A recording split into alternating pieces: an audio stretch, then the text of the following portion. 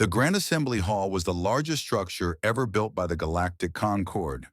It floated in space like a crystal flower, home to diplomats from 47 different species. Today, every seat was filled. Every eye watched the old Silithian ambassador walk slowly to the speaking platform. Ambassador Kethvoren was ancient by her species' standards. Her silver scales had faded to pale white, and she moved with careful steps. In her 4 hands, she carried objects wrapped in protective cloth. The hall fell completely silent. "I bring you relics from the Forbidden Zone," she announced. Her voice was thin but steady. "Relics from the world called Earth." Whispers spread through the assembly like wind through tall grass. The High Arbiter Xenox, a massive creature with stone-like skin, leaned forward in his throne. "Earth is a myth," he said dismissively, "a story told to frighten young ones. There is nothing in the empty void but darkness and censor ghosts." Kethvoren unwrapped the first object. It was a metal plate, corroded by time, covered in strange angular symbols. The symbols were harsh and direct, unlike the flowing scripts of conquered species. "This writing system is called English," Kethvoren said. "It belonged to a species called humans. And I assure you, High Arbiter, they were very real." She unwrapped the second object. It was a small device with a cracked screen, clearly designed for a creature with 5 fingers on each hand. The assembly members studied it with curiosity and confusion. "What do we truly know about humans?" Kethvoren continued. "We know they came from a death world, a planet with a poisonous atmosphere, extreme temperatures and predators everywhere. The radiation from their sun should have killed them. The bacteria in their water should have killed them. The gravity of their world was crushing, yet they survived." An ambassador from the Veloxy Collective clicked his mandibles impatiently. "Ancient history means nothing. The humans died with all the other aggressive species during the Great Silence. The Void Plague destroyed them 3,000 years ago. This is settled fact." "Is it?" Kethvoren asked quietly. She gestured and the hall's display system activated. A star map appeared, showing the known galaxy. One region was marked in red, a vast area that no ship had entered in millennia. "The empty void," Kethvoren said. "We call it empty because nothing comes out. We call it void because nothing goes in and returns. But my people sent a deep space probe into this region 40 years ago." She paused. The silence in the hall was absolute. "Last month, we received data from that probe. Energy readings from deep within the void." The display changed. Numbers appeared, and several ambassadors gasped.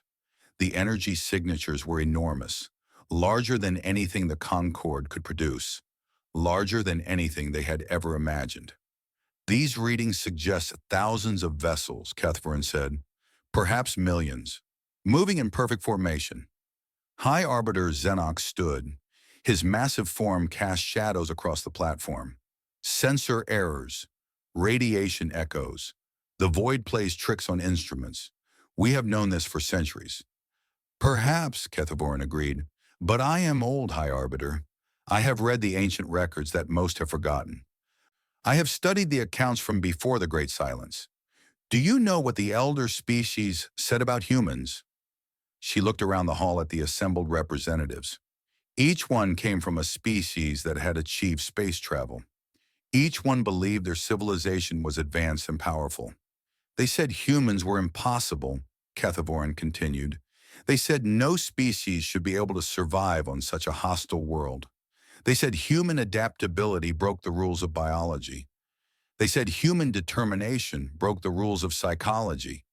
And they said human anger broke the rules of war." The Veloxy ambassador shifted uncomfortably. "Stories to frighten children." "The Nethkai thought so too," Kethvoren replied. "They were a proud warrior species who decided to test human strength. They sent a fleet of 100 ships to Earth's solar system." She paused again, letting the tension build. No Nethkai ship returned. No Nethkai signal was ever received again. The entire species fled to the opposite side of the galaxy and never spoke of what happened. Within 2 generations, they had forbidden all mention of humans. Within 5 generations, humans had become myth. The Nethkai preferred the shame of running to the memory of what they had seen. High Arbiter Xenox made a sound of disgust. Enough of this superstition. The Concord has maintained peace for 3,000 years. Whatever humans were, they are gone now. This discussion is closed. At that moment, an alert signal cut through the hall. Emergency lights flashed. A young Concord officer rushed onto the platform, her face pale with shock. "High Arbiter," she gasped. "A trade vessel on the border. We received a distress call." "Then send a rescue ship," Xenix replied irritably. "This is not a matter for the Grand Assembly." "Sir, the transmission." The officer's voice shook. Before it ended, the ship sent sensor data. "You need to see this." She transferred the data to the main display. The star map changed, focusing on the edge of Concord space, the border with the empty void. At first, there was nothing but darkness. Then slowly, signatures began to appear. 1, 10, 100, 1,000. The count kept rising until the display could no longer show individual markers. The entire border region was filled with vessels emerging from the void. They moved in perfect formation, like a single organism made of countless parts. They came from the darkness in waves, silent and vast, blocking out the stars themselves. The Grand Assembly sat in stunned silence. 3,000 years of peace had made them forget what fear truly felt like.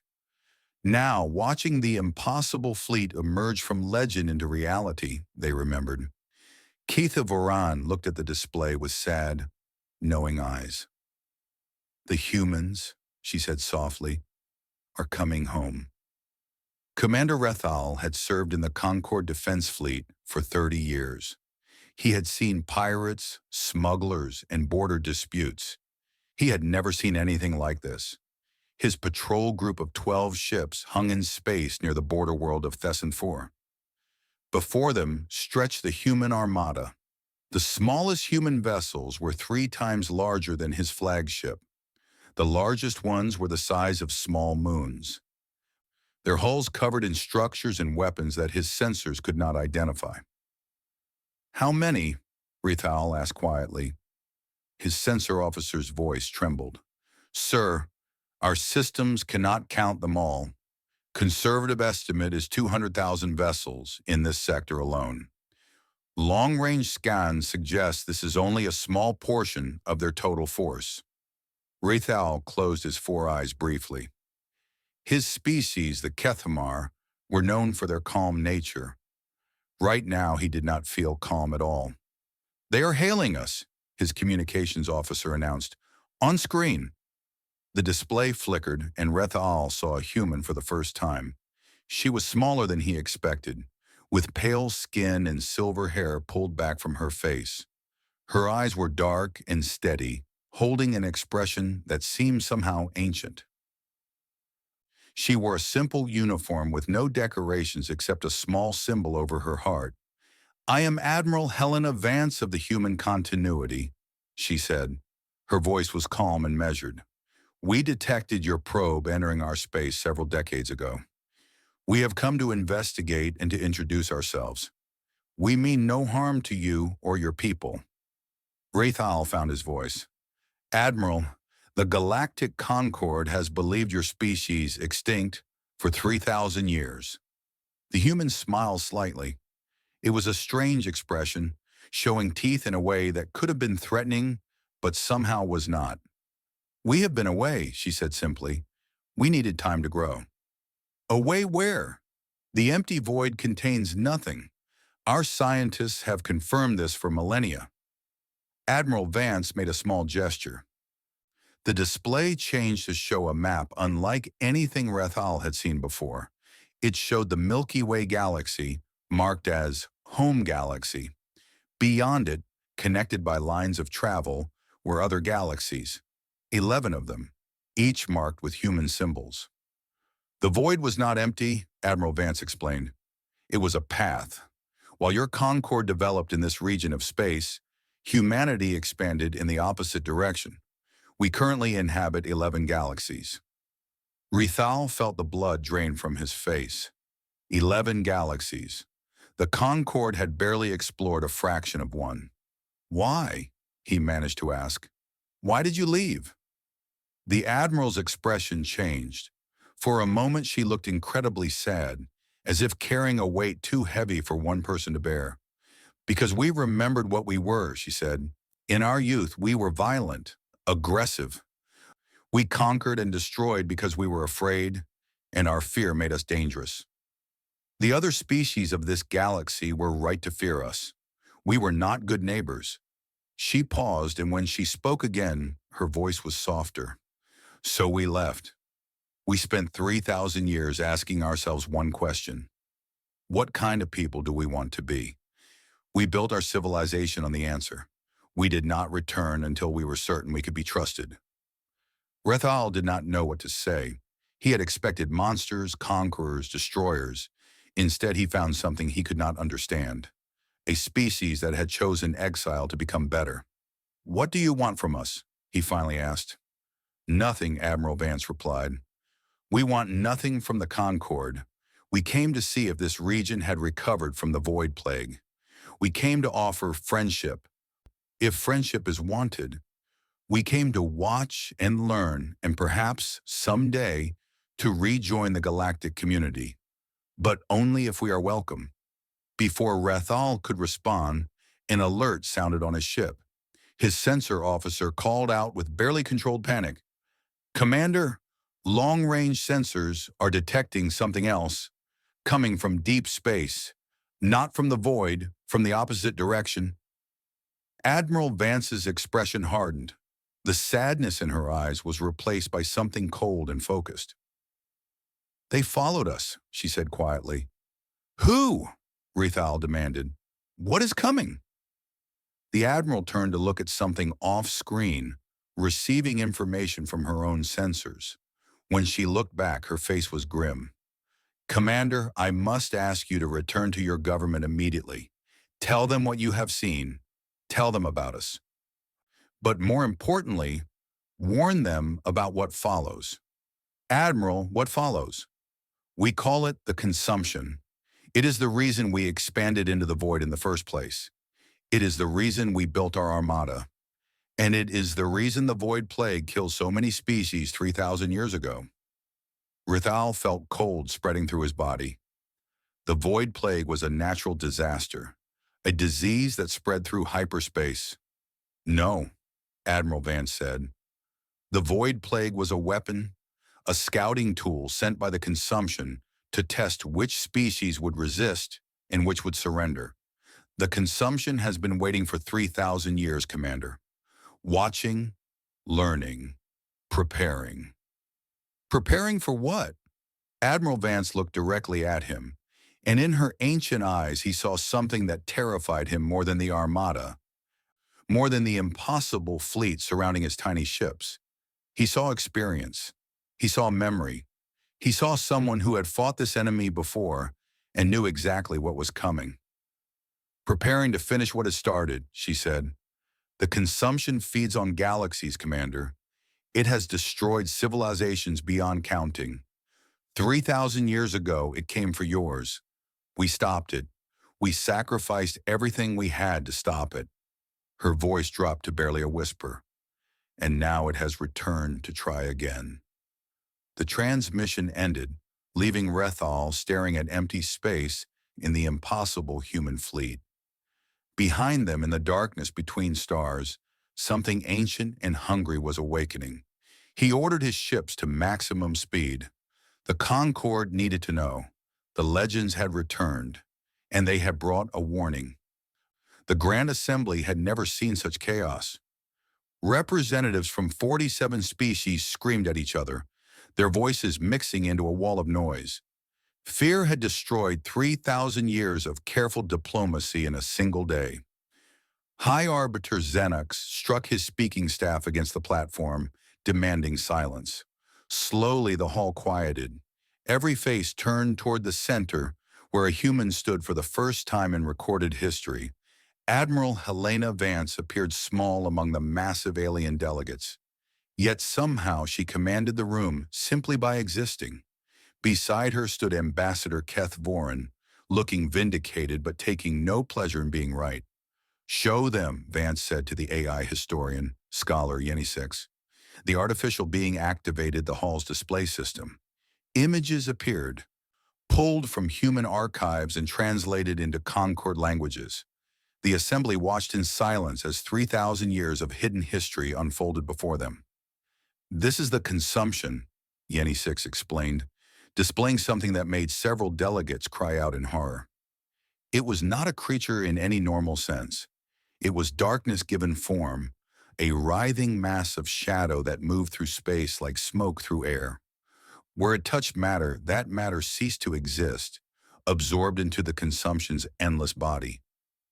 "It came from beyond our galaxy," Yenny 6 continued. "It has no homeworld, no origin point that we can find. It simply exists to feed. It has destroyed thousands of civilizations across countless galaxies. 3,000 years ago, it entered the Milky Way." The display showed the consumption's first attack. Entire star systems disappearing, planets consumed in hours, species erased in days. "The young species of this galaxy could not stop it," Yenny 6 said. "Their weapons passed through it. Their shields meant nothing. The Void Plague was the consumption scout, a biological weapon designed to weaken resistance before the main force arrived." An ambassador from the collective spoke up, his voice shaking. "But the Void Plague ended. The consumption did not destroy us." Admiral Vance stepped forward. "Because we stopped it." The display changed again. Now it showed Earth, a blue and green world orbiting a yellow star. Human ships surrounded it, thousands of vessels from an era before their great expansion. "We were young then," Vance said, "violent and afraid and desperate. The consumption had already consumed half the galaxy.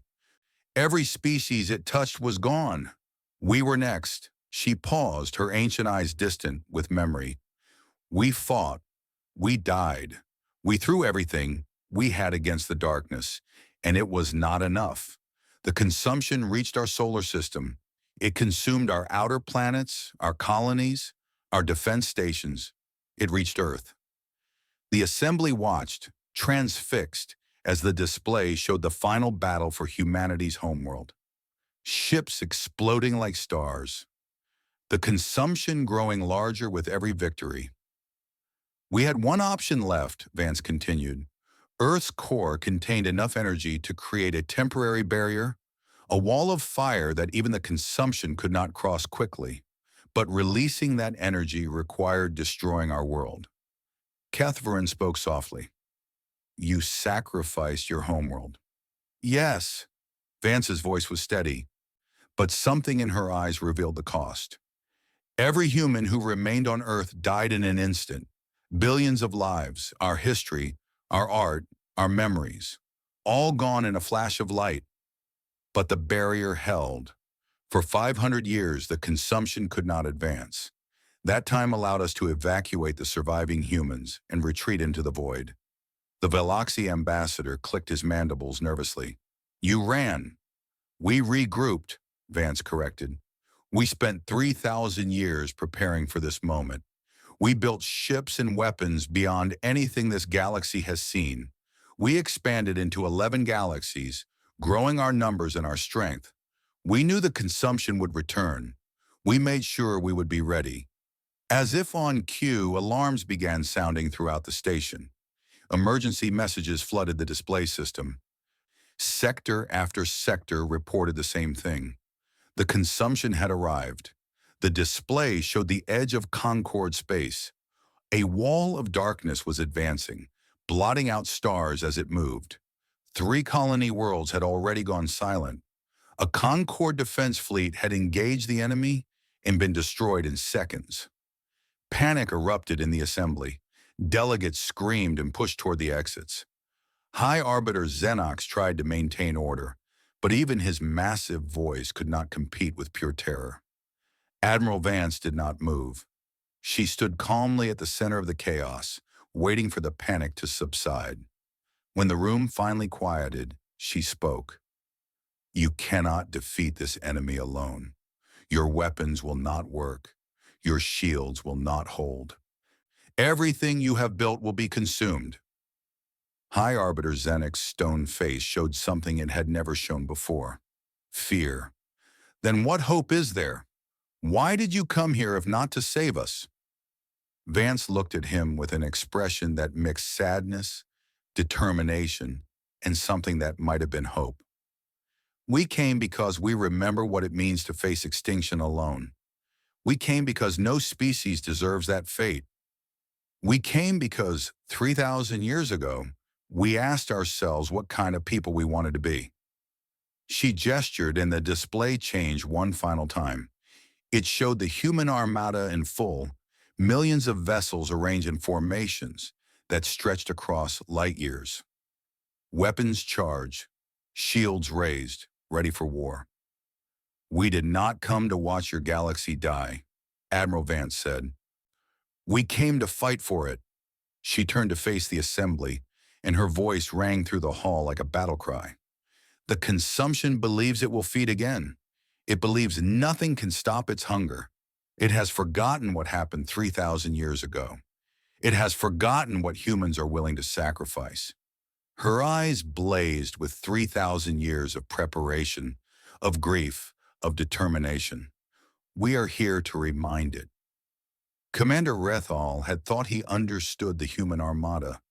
He had been wrong, so terribly, wonderfully wrong.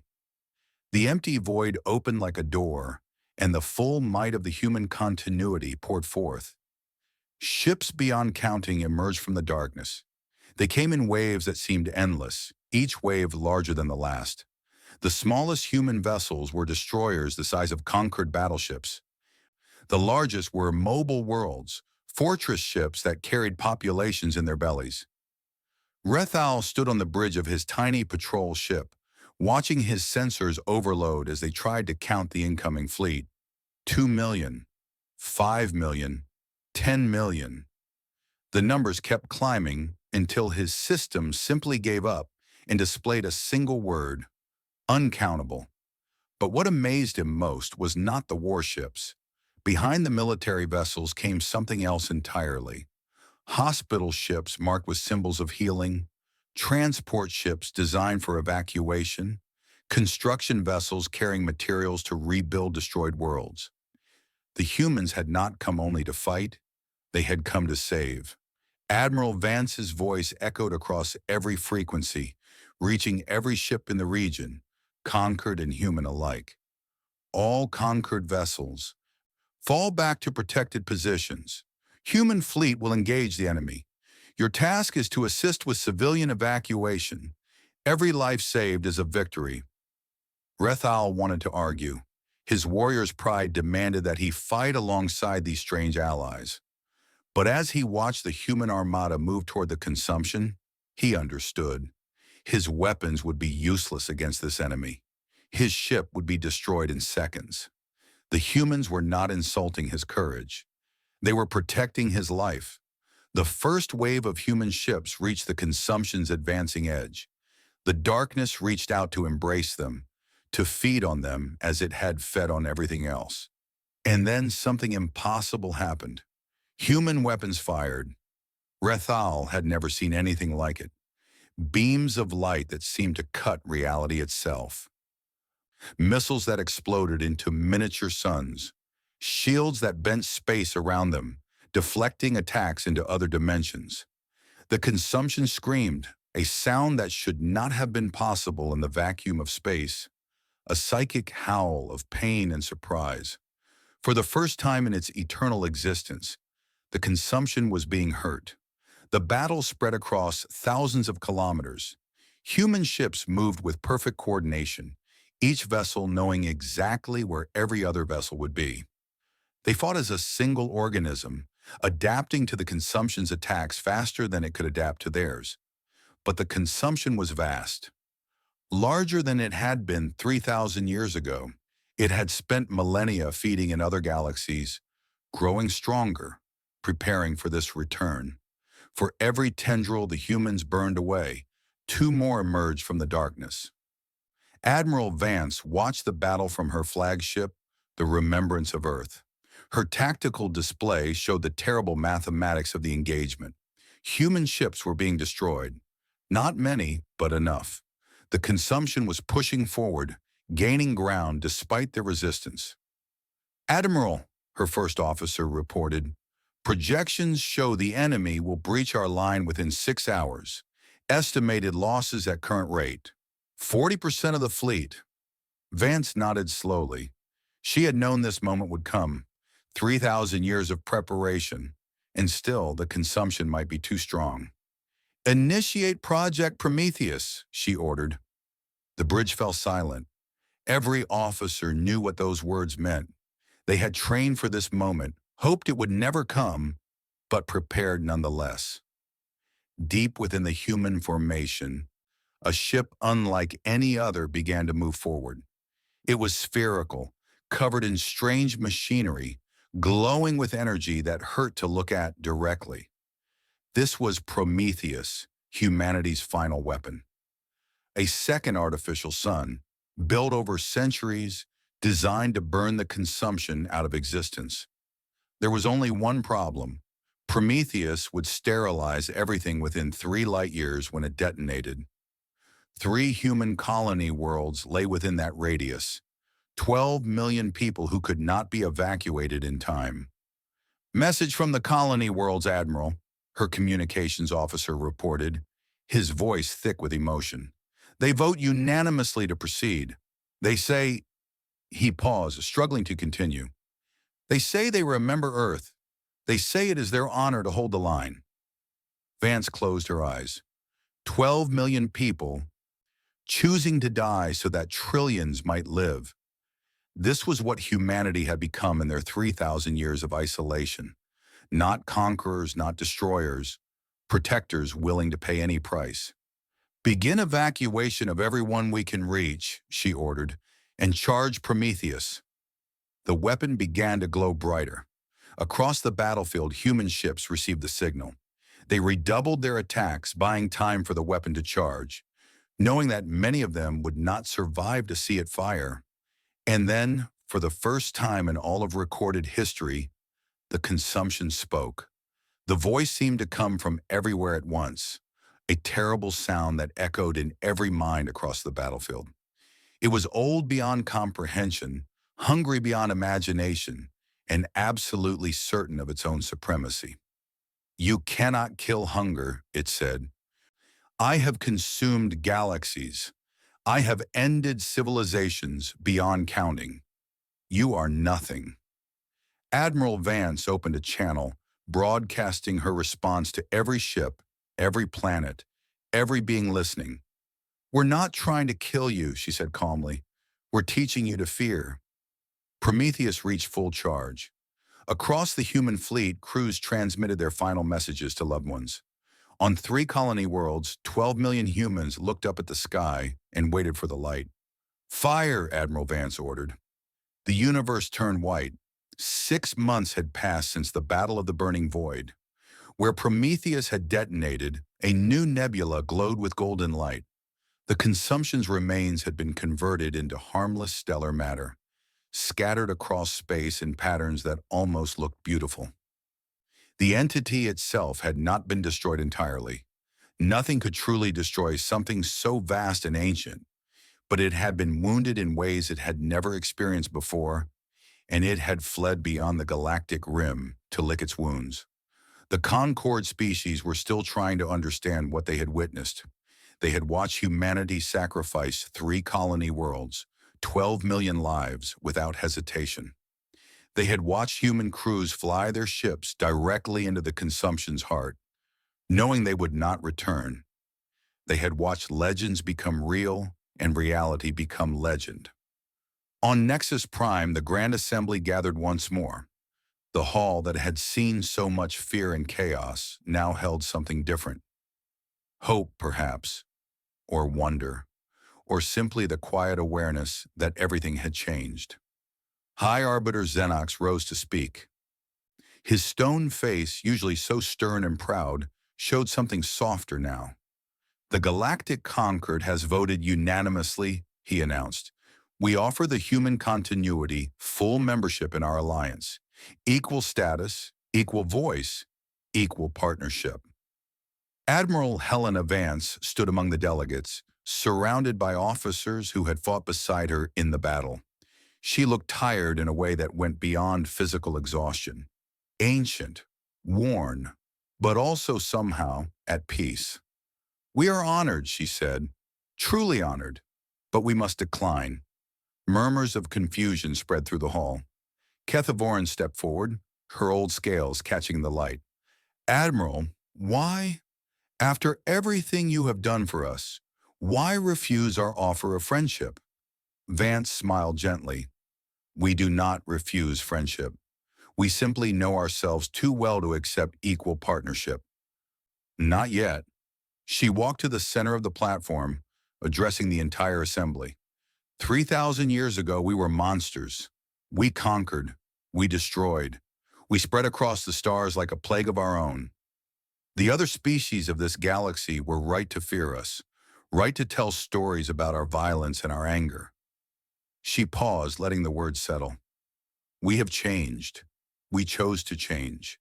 But change is not the same as completion. We are still learning what it means to be good neighbors. We are still learning how to exist alongside others without overwhelming them.